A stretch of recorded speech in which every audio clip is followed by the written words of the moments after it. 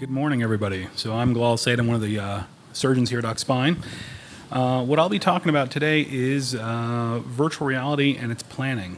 I have been using virtual reality for surgical planning since 2019.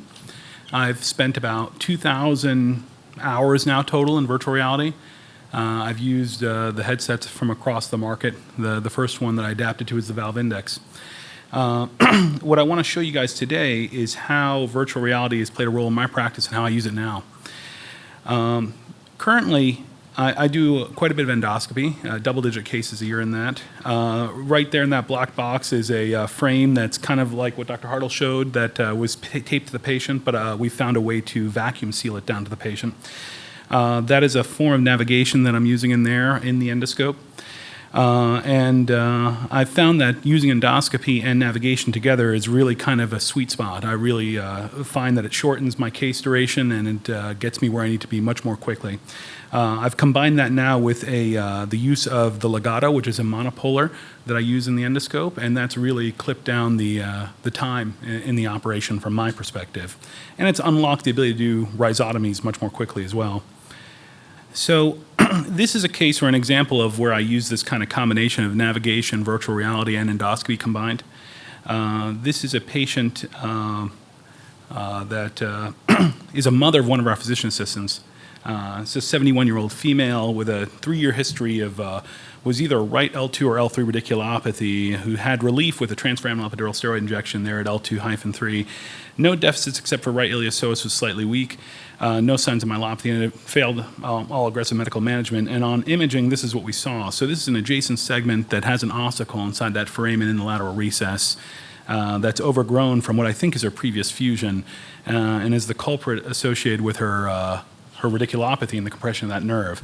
In my worldview, this was an operation that could have either been a lateral, because in an adjacent segment disease situation, or it could have been a open revision or a TLIF, or it could have been done MIS through a tube. All of those I have some comfort with, but really I looked at this and said, you know, if I can get this out with the endoscope and decompress the nerves thoroughly and get there confidently, that would save her the additional fusion segment, and it would hopefully eliminate her radiculopathy. So my first step is to go per typical.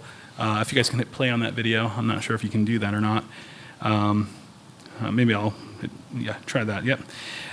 Is to go into to get her DICOM, to construct it in virtual reality, and to spend some time in there planning the angles of approach.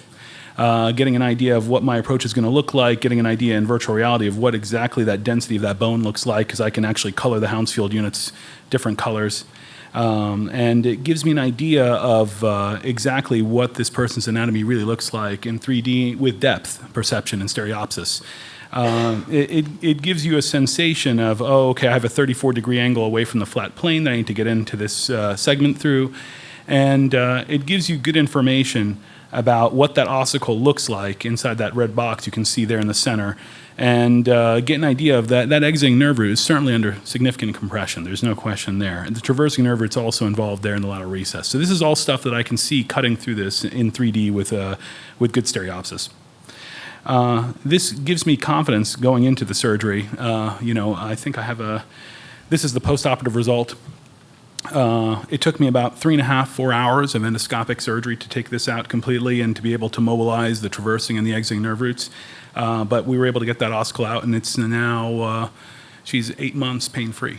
So it's, from my perspective, kind of a nice niche where you can combine some of these technologies together to do something that just maybe a few years ago I would have done with an adjacent segment approach with a lateral or a MIS TLIF or some other open approach.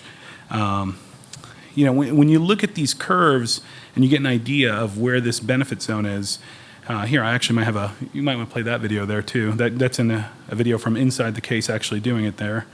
Let's see which one. Yeah, this is the traversing nerve root decompressed there.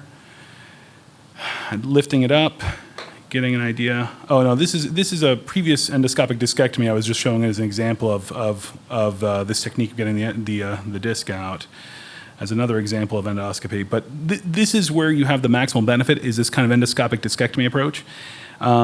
This case to me was my way of trying to push myself more toward that arthrodesis zone in the upper right corner where we're doing something that would have been previously a fusion where we can do it with a full endoscopic technique, be able to get that ossicle out and kind of push, at least personally for me, the envelope in my endoscopic ability.